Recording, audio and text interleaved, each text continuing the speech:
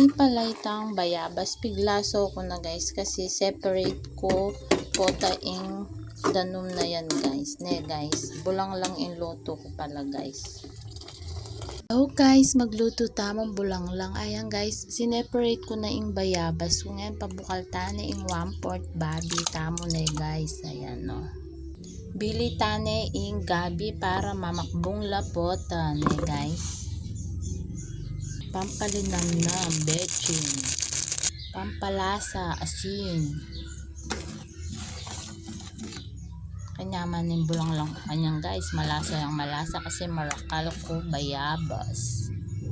Yan guys, bubukal na yung kanakong kay bulang lang babi. O, ne, kapampangan food, kapampangan cook na guys.